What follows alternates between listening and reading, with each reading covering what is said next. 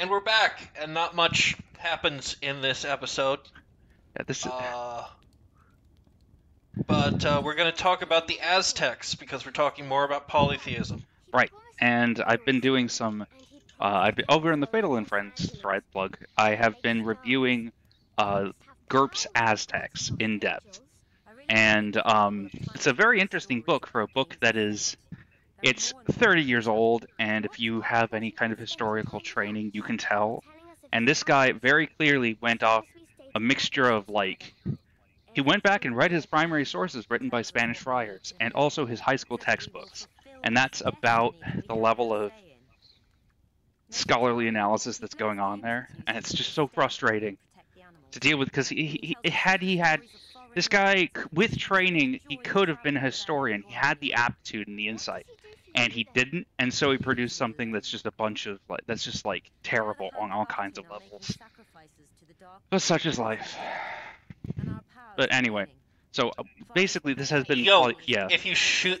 If you shoot me a link to that, I will link it in the thread. But you also have to shoot me another link to the Holocaust one because I need to read that again because it was just some strange shit.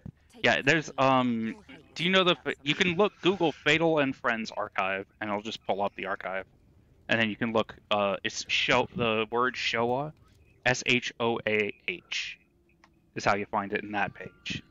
Because that's got everything from about first half of 2020. Something happened. Okay, remember talking about something awful history. Remember what went down in June of 2020 with Mr. Lotax? I don't know if Oh god, has it really been 2 years since he killed himself, or was that earlier this year? He killed himself much more recently, but this was when the scandal that finally brought him down broke. That was in mid-2020. Oh, I didn't know. Yeah. I was there was chaos on the forums. I was there.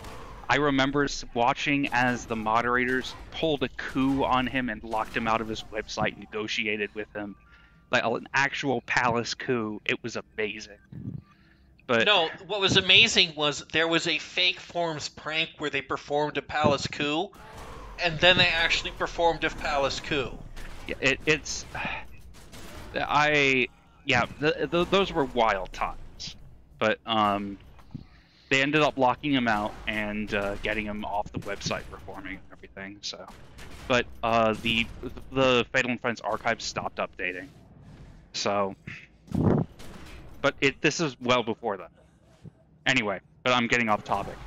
Let's talk more about comparative mythology because that's kind of what this entire area has been.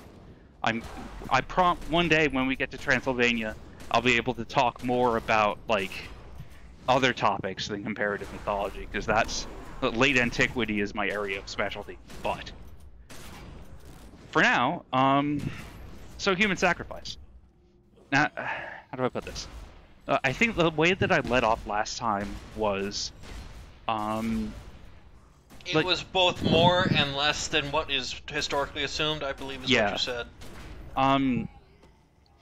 So different. Okay. Let me start from here because actually the thing about Aztec mythology is that it's actually really complicated at least to talk about because their gods don't have solid boundaries between each other. Every god has a list of what scholars call transformations. I think that may actually be the theological term translated from the time. And these were gods that they could just turn into.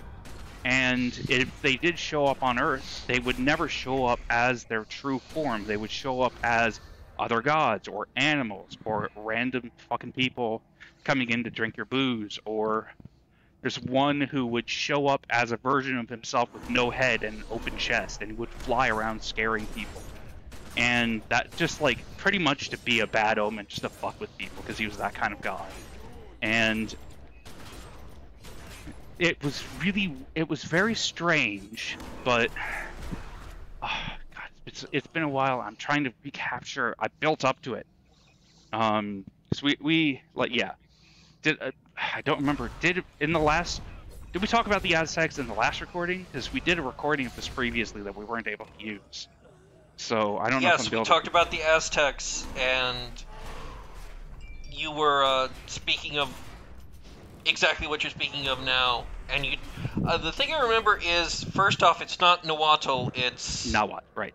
Because Nahuatl. if you look at it, if like the Aztec language is, it looks like hell on wheels. Okay, actually, to go back, when I talked about the Aztec, that was the recording for this video, just to clarify that we couldn't Yes. use. Okay, good. Yes. So it looks unreadable, and the reason it looks unreadable is it's what happens when half a millennium ago, a bunch of Spaniards tried to write down a language that's completely unrelated to Spanish and just like transliterate it, and 400, like, you know, half a millennium has passed and Spanish has changed and it's coming over into English, so it just doesn't look like anything. But when you can actually figure out how it's pronounced, it flows. It's actually a really attractive language, and the language is spelled Nahuatl. And people go Nahuatl, or something like that. It's pronounced Nahuatl. And it has a kind of like rhythm and like maybe not punctuality, but sort of not punchiness, but it's sort of flow and musicality. And it's very nice. But I don't know. It's funny because so Aztec gods there were like lines that they couldn't blur, like all female deities were reflections or transformations of one female deity, but they couldn't all transform into each other. Like every god had basically a short list of transformations, and they didn't transform into things that were outside of it. And you had gods there would be like one big god who had a couple of transformations, and those transformations hated each other and tried to kill each other. Like, you've probably heard of Quetzalcoatl. He was a transformation of, and by the way, transformation, usually if one transforms into another, he's more powerful. Not always, it's often situational. But okay, you've probably heard of Quetzalcoatl, the plumed serpent. He was a transformation of another god called Tezcatlipoca, or Smoking Mirror. And one of Quetzalcoatl's transformations was a human priest king named Tolpitzin. And there came a point where you've probably heard the whole story of like Quetzalcoatl sailing off into the east, and then he was prophesied to return, and then all the Aztecs worshipped the Spanish as gods because they were Quetzalcoatl return. What happened is, according to the legend, Tolpitzin was basically like Tezcatlipoca transformed into a like merchant and got him drunk and got him to embarrass himself publicly. So he went out east and sailed out into the ocean, never to return.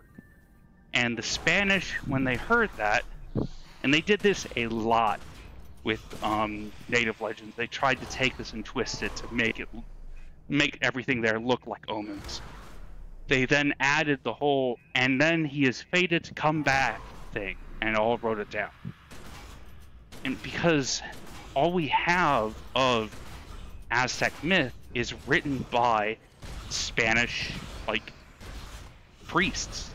There's a like, the thing about the Spanish Empire is that it was awful, but it wasn't as awful as a lot of people think, even though it really was really bad. And people who are out on the forefront trying to convert people, often they were terrible, but often they all would be the sort of people who would be like writing letters to the king and the pope and all of Europe, trying to show them what's happening there and trying to get this shit to stop. And we have writings by several Spanish priests who they talked to. They learned Nahuatl, spoke it fluently, and discussed in depth with a small group of their their friends and converts, and got all of this stuff written down, all the history, all the theology as best they could. And it's you have to kind of admire, as much as they this is something that we're not used to as a culture right now. It does not. This concept does not come naturally to us. But and when I say it doesn't come naturally to us, it doesn't come naturally to anyone on any side of any political spectrum. Just to be clear, these people were at the same time deeply contemptuous of the culture of their converts and did care for them and did like try and genuinely help them. And they had to balance that concept, that like this like sort of this basically bigotry and a sort of care for another person. And they did it relatively well, but there's only so much you can do when you have the imperial viceroy sitting above, waiting for tribute to send back on the treasure fleet. Is it true that And it was not good. Whatever. Actually, have I ever talked to you about the Inquisitor's Paradox? No. So this is something that I ran into in graduate school in a very similar context. It was basically brought up. We were reading about like this is a book by a Lutheran pastor who is also, I think, like Lakota, and he was talking about conversions done that were performed on his tribe, often brutally. And he'd gone through this, the guy who masterminded it, he'd gone through his journals, and he found that exact dichotomy, that whole, he genuinely cared for these people and tried his best, and also he brutalized the culture, and he did all kinds of horrible things to them. And he's, through the reading, through the, book he wrote, the pastor's trying to come to terms with, explaining all that happened, trying to come to terms with this apparent contradiction. Somebody brought up something they called the Inquisitor's Paradox. If you give me it, and it's kind of complicated. I need to sort of reconstruct it. It's not a formal logical paradox, but basically it has a bunch of different assumptions, but these are assumptions that are made commonly among religious people, with only a couple of controversial ones. So, first two are, there is an infinite heaven, and the experience of being in heaven is infinitely good. It cannot be compared to by anything on earth. And likewise, there's an infinite hell, and it is worse to be in hell than anything you could experience on earth. You have to assume those two. You also have to assume that basically tough love exists.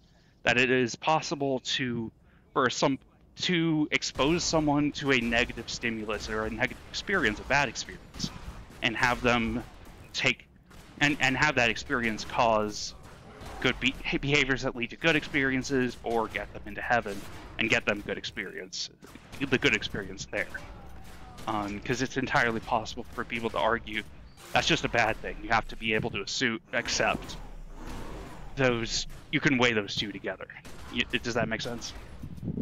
Yes. And then you have to assume that somebody who is acting on them is a altruist, who is out to do the best possible, to be like utilitarian in the philosophical sense, trying to get the best possible results from the materials they have. And if you accept those precepts, then that altruist is, in the process of trying to do the best by the best number of people, going to look at that equation as an equation and see two big infinity signs right in the middle, one in heaven and one in hell, and decide that it doesn't matter how much good is done for anyone on earth. It is any amount of good done to any number of people, or experienced by any number of people, is outweighed by one person being in heaven, because you just can't get past that infinity sign. It is bigger, it is uncountable. And you invert that, and the same goes for hell. Anything bad done on earth does not compare to what will happen to them in hell. And so, this person will be... Oh, and I forgot the fifth assumption. The fifth assumption is, it's not possible. There are always people who aren't going to listen to you. You can't always engage in dialogue and have a positive result from it. So if you hold those 5, this person will look at that and will identify people who they believe they cannot negotiate with, they can't convince, and do bad to them, because that will get them into heaven. And it doesn't matter how bad they act towards those people or towards anyone else, because their presence in heaven outweighs it, and vice versa. It doesn't matter how much good they do for anyone, how kind they are, how anything else. It can't possibly compare to the amount of good done for them to the amount of bad that will happen in hell. And that is a piece of logic that compels extremists, religious extremists, because it doesn't matter. It doesn't really matter how kind you are. To them, it's a paradox, because by following it, it means that good is bad and bad is good. It takes what seems like, it takes altruistic efforts, altruistic intentions, and converts them into nightmares, into stuff like the Spanish Inquisition did, hence the name. And so that's always something that is, it's like, so you see the chain of logic there, how that works? I see the chain of logic, and it makes me want to do 2004 internet atheist things. Yeah. The thing about there's a couple of like quirks around it. First of all, very few people actually ascribe to the Inquisitor's paradox in its purest form, because almost, though not entirely, everyone has breaks. Even if some people's breaks are way, way atrophied or cut. And on the other hand, as far as religions go, the Inquisitor's paradox is really strong in Christianity, because Christianity is, in terms of world religions, unusually focused on the afterlife. And in religions that have afterlives, like some strains of Mahayana Buddhism and a lot of the more radical strains of Islam, that also applies. But in other religions that don't care much about afterlife, like say Judaism, it's not very strong. And you can also find a version of it in other philosophies, like in political ideologies, political extremism.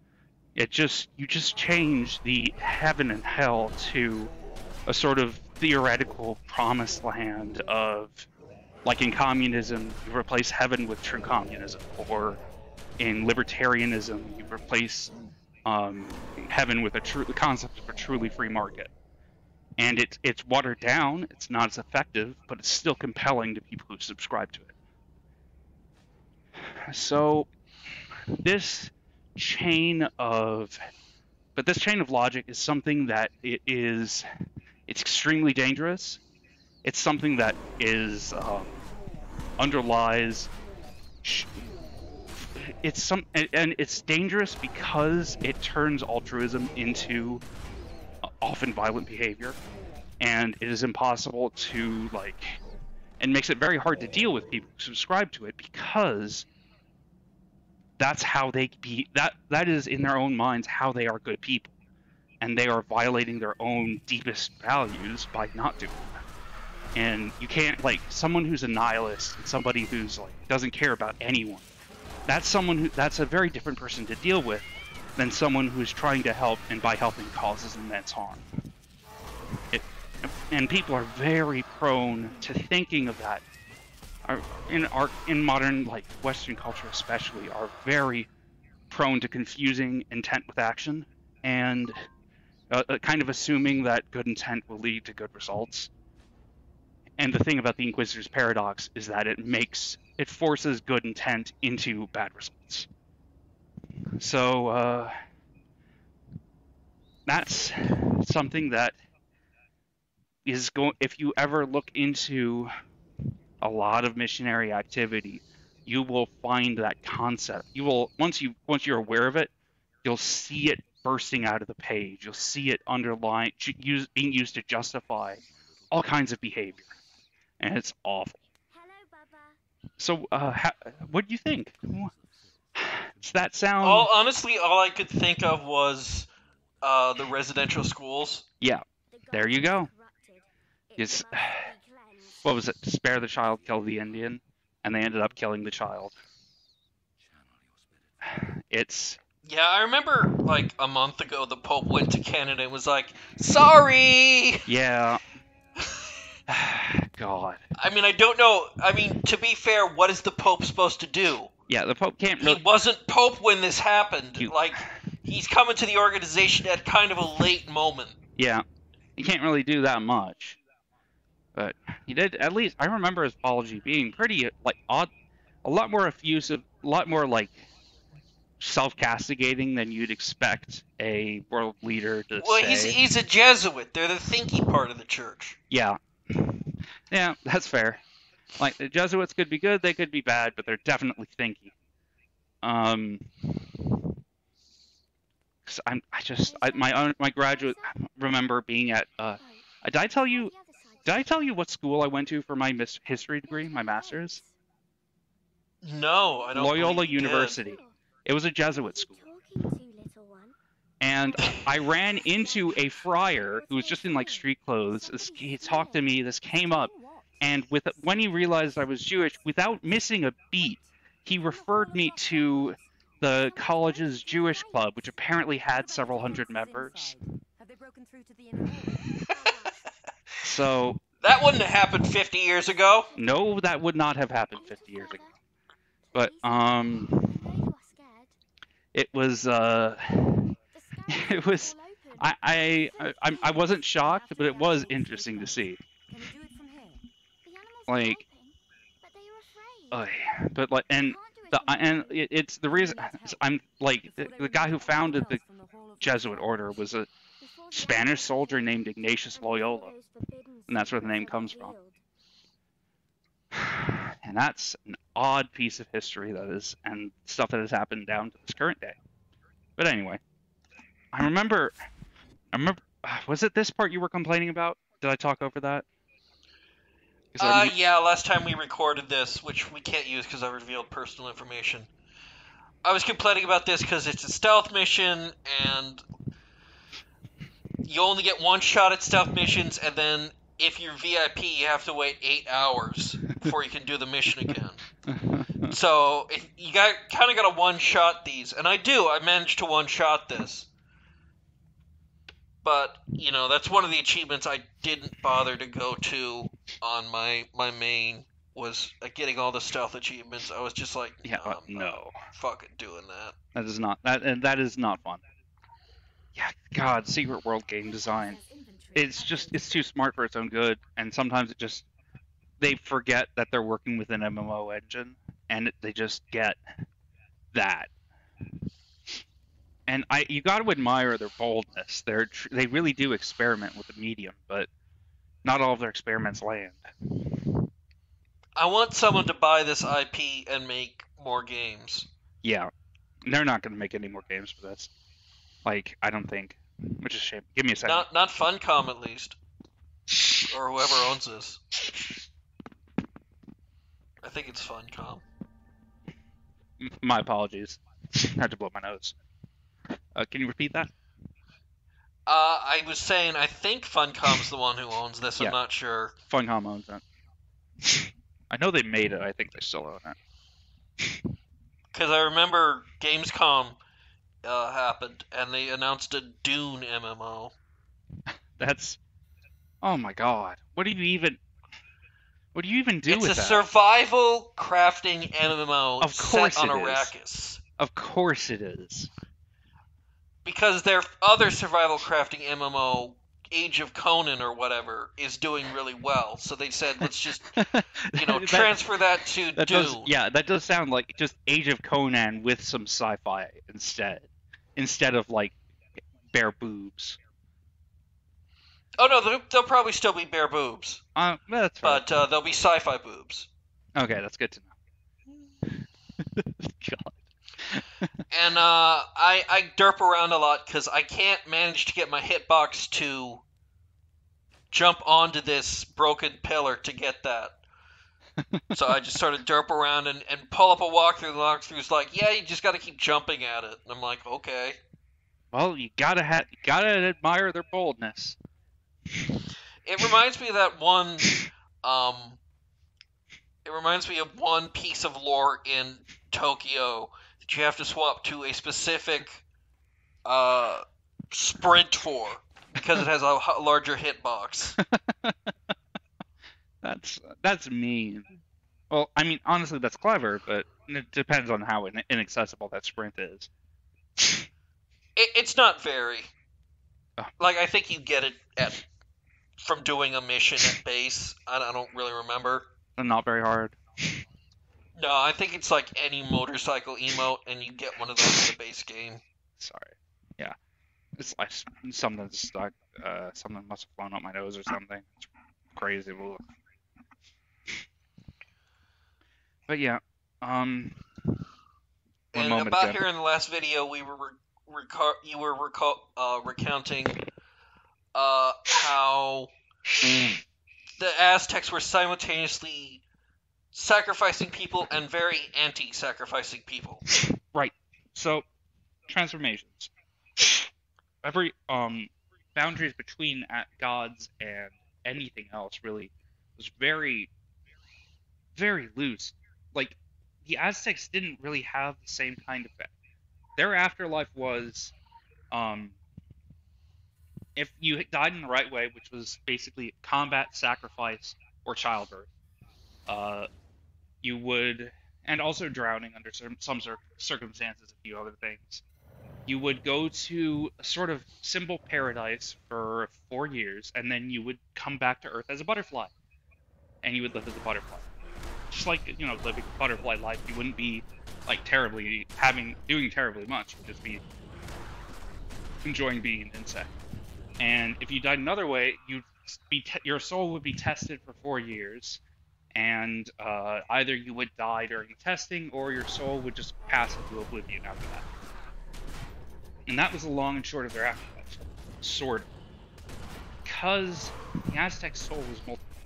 The Aztec soul had multiple parts, and not all parts went to that afterlife. And B, ultimately every sacrifice had the goal of turning a person into a transformation of whatever god they were being sacrificed to. And that, like, the gods were, to the Aztecs, the world was in a fundamental way out of time. Like, the world was doomed. They knew the day, that there was like a specific day of the year when the earthquakes that would destroy the world would start, and then when they were done, at the end of the day, a bunch of star demons with skeleton jaws will come down and eat all the survivors. They didn't know the year, but they knew the day of the calendar. So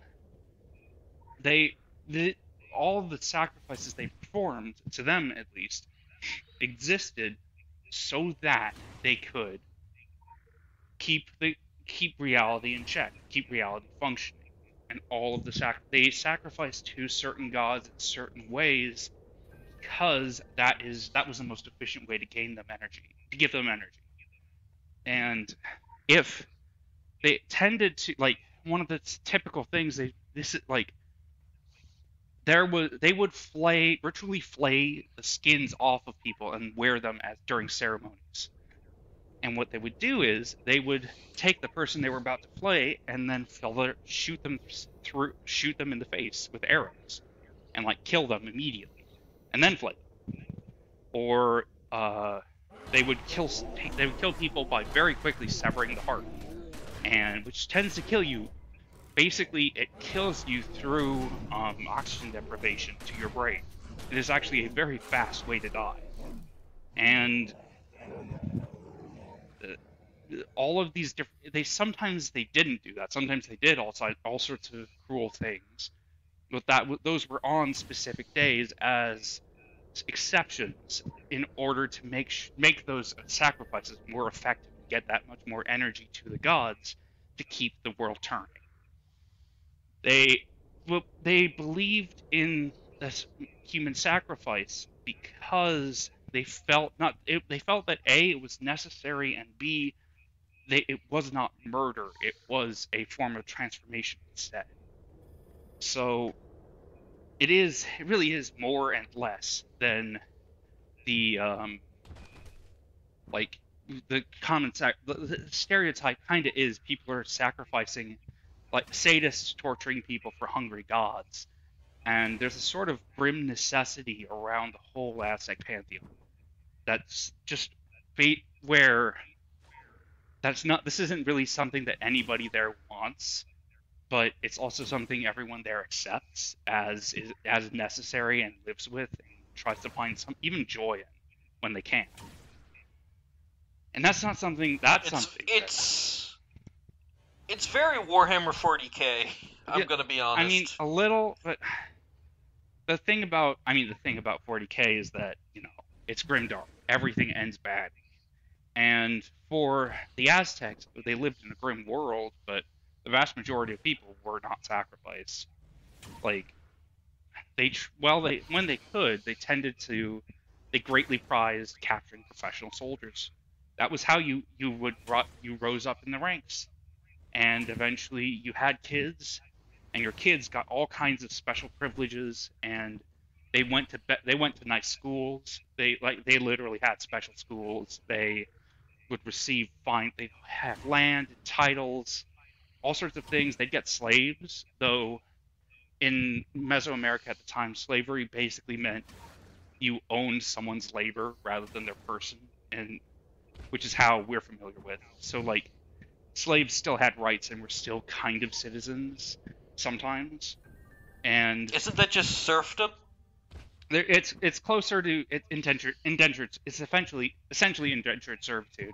Because serfdom also includes being tied to a spot of land, and they were, but like, and I mean sometimes they effectively were, but serfdom is a specific legal thing. Also, it was not hereditary, and serfdom is. But but they would receive all kinds of good stuff. Usually, those were like, and the bulk of sacrifices, the most prized sacrifices, the sacrifices that crown things off. That's what they looked for. And sometimes they didn't do that. Sometimes they would sacrifice women. There was the god of rain, basically the fertility god, Tlaloc. He was very fond of people. Basically, people would take children, beat them until they cried to symbolize the rain, and then they'd throw them in the middle of a lake to drown.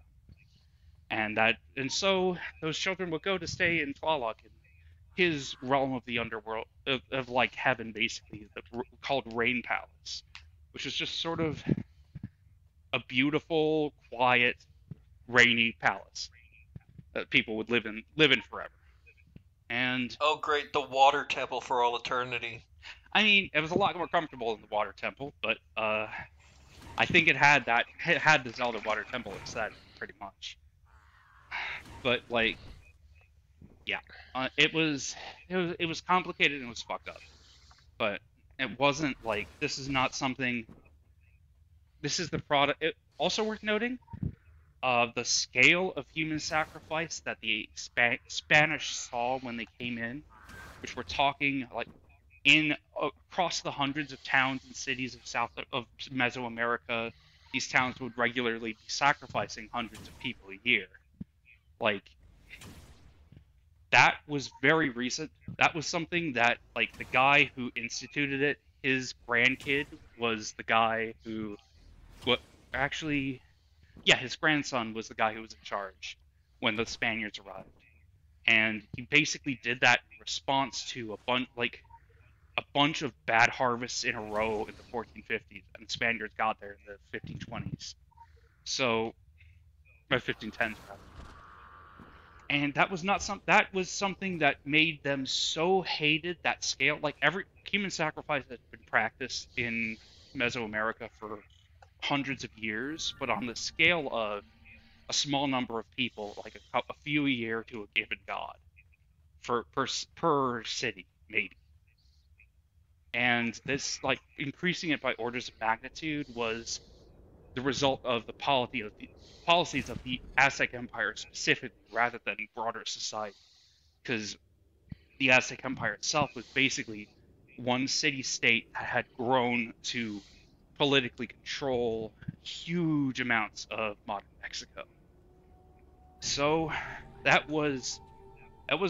they were, I mean, at the end of the day, the number of people will talk about sometimes how there were maybe 100 Spanish actual soldiers in the force that took over Mexico.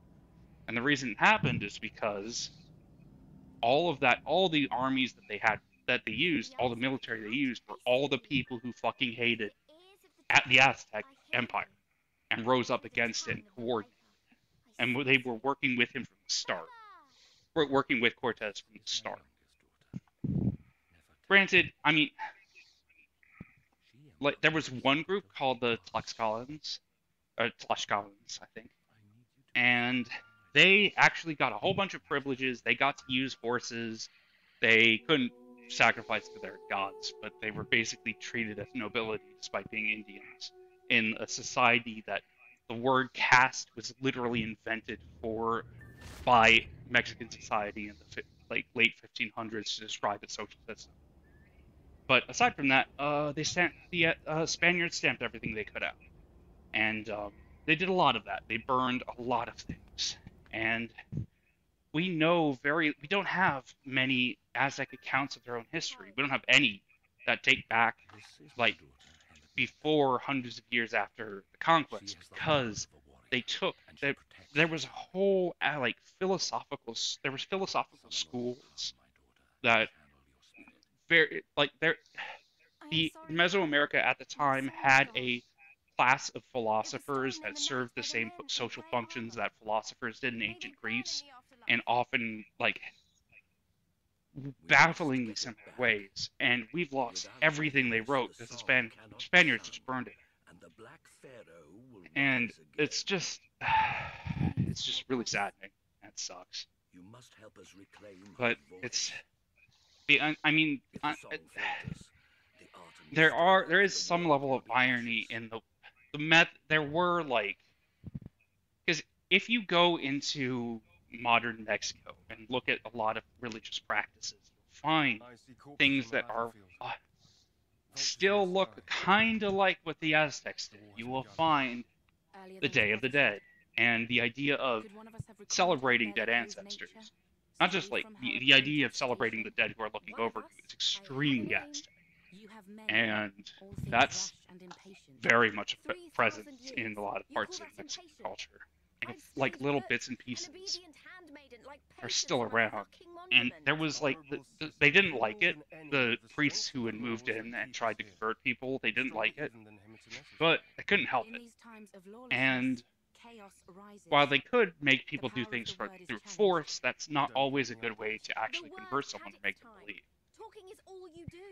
And I think I mentioned in our last recording of this that at the end of the day, and by the way, one of the cruel things that I mentioned, the unusual things that we have evidence of this happening, but it was very rare and on specific occasions. Some victims, they would cut off their arms and legs, serve them up as dinner. And there were specific parts of the palm was supposedly the tastiest part of the hand, and so it was served to whoever was the highest ranking noble at the banquet. It's wild, but at the end of the day, if you want to get technical about it, every Sunday, Catholics do go to church and cannibalize consume the body of their Lord. Yes. Yeah, they do. They really do eat the body of a human sacrifice, and that's something that according to Catholic doctrine, we're not making that up. According to Catholic doctrine, the moment you take the wafer, it is literally transformed into the body of Christ. You drink the wine; it is the blood of Christ. And so that's not a metaphor; that is literal. Yeah, and that's something that Catholics and Protestants have gotten very angry at each other about over the years. So it's that. So and Aztecs, the people of Mesoamerica at the time could look at that and go, "Yeah, I see, I get it, I kind of get it." It basically, from their perspective, these new people are coming in saying, okay, we have a super god, biggest god that's bigger than everything, and he sacrificed himself to turn himself into himself, and that cycle prevents the world from being destroyed. And so, like, and eating, like, when we do that, we are participating in that sacrifice in the same way we used to participate in sacrifices. And it sort of worked. Like, I would definitely call Mexico a Catholic society, but it is its own brand of Catholicism. And that Catholicism is influenced by its predecessor. If that makes sense. Mm-hmm. I mean, everyone's familiar with how syncretic Catholicism can get, with how local oddities can make Catholicism unique. Yeah. The dog cult, what was it? I think it's like West Central France. Somewhere in France, yeah. I think they, like, you know, for those of you who don't know what we're talking about, somewhere in the High Middle Ages, apparently there was a dog in this little village who did something very impressive, and people around it, where it lived, started venerating it like it was a saint. And over the centuries, the Catholic Church dispatched people there to tell them to knock it off because dogs can't be saints, come on. And they basically said, oh, yes, sir, yes, Mr. Deacon, or whatever the title of the person, yes, Mr. Legate. And very duly pretended to take everything down and dismantle the shrines. And the moment the papal legate left, they just put them back up again, started back up again. And still going. So, Catholicism can get very localized to it. It's interesting. Like, but I don't know. Aztec theology is very strange by modern standards, no matter how you slice it. What I'm interested in is, well, I've forgotten it, so never mind. I didn't really have anything aside from that fleeting thought that left me. Yeah, it happens to the best of us. God, what was it that I started? Oh, I was gonna mention Pope Joan. Mm-hmm. And Pope Joan, Pope Joan is almost certainly a legend. Famously, supposedly an English woman who, sometime in the Middle Ages, came into the papacy. She rose through the ranks, was elected pope, and was only outed as a woman when she gave birth during a parade down the streets of Rome. And we have no evidence any such thing existed, but it's a fun legend. It's a cool legend. It's a great legend. Made it into Persona 5, so good for them. But like, and I'm talking, there's a lot to talk about on how one of the reasons Catholicism tends to hybridize like that is because it had to deal with the sort of semi-pagan societies of Western Europe, where the cults didn't have the kind of history that in the Eastern Empire they had a lot of history. They had a lot of, like, these cults went back millennia sometimes, and enormous political influence. The ones that did in the West usually got squished by the Romans because they were threats to their power. So often you had people who dealt with saints in the area by hybridizing, or gods. Like, if you've heard of Saint Bridget of Ireland, she is a goddess. Like, we know exactly who she was, even though she's canonized, and who she was nobody. Like, but, well, technically, I think that's been removed from Catholic canon since they made the discovery. I don't remember the details. I could be wrong in some aspects of this, but... And Yule comes directly from a Germanic practice, like a Germanic concept for a similar holiday at a similar time of the year. And even though that's something that's strongly associated with Christmas now, it wasn't originally. And same with the Easter Bunny, though for the Easter Bunny it was probably, like, very tangential, just sort of, okay, here's like, Easter's around the springtime, it's kind of a harvest festival-ish, How about, or rather, a Spring Fertility Festival. How about we just associate this as a fun tradition that doesn't actually mean anything? And then it just became that. But while in the eastern part of the Roman Empire, Christianity tended to be more ferocious towards the various cults it was facing. But that's a very controversial issue that I don't want to get into in the 3 minutes we have left in this video. Yeah, leave annoying all the Eastern Orthodox on something awful in YouTube for the next video. I mean, and even then, I say that like it was. I mean, it wasn't like the level of persecution that went on was awful, but it wasn't unique to them. It's just it happened to manifest in different ways in different places. So, but God, good lord, that's another can of beans or worms, depending on your preference. But so yeah, that's a tiny glimpse into Aztec theology. I'm not even talking about how the Aztec, they literally have coyote as in coyote in the Southwest because people that built the Aztec Empire were originally from that area and migrated south. So you have all these grim, terrifying war gods, and then fucking coyotes showing up at like banquets and getting drunk, pranking people, and it's great. His name is Huehuecoyotl, which literally translates to good old coyote, and it is fun. So my one question is, what did the Aztecs see as... So the Aztecs are continually seeing their job as prevent the apocalypse. Yep. Do they have an essential... Is like there a hard limit on how long they can prevent the apocalypse, or is it just really a self-feeding cycle? I mean, technically they were long past it. Like there was like a standard amount that they believed periods of time lasted, and by the time the Spaniards got there, they were like centuries away and still going strong. So as far as they were concerned, like it was just, we sure can keep this going forever.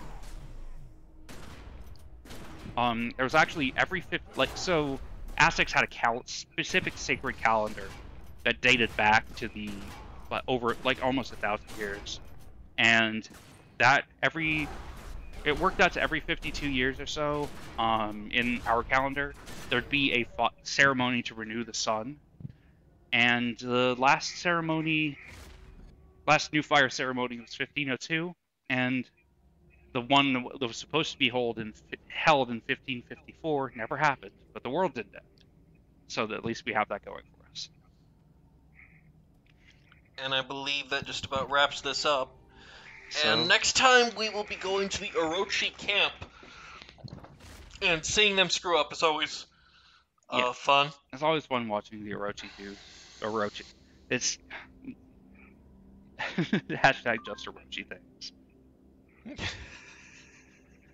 Alright, and on that wonderful note, thank you all, and see you next time. See you next time.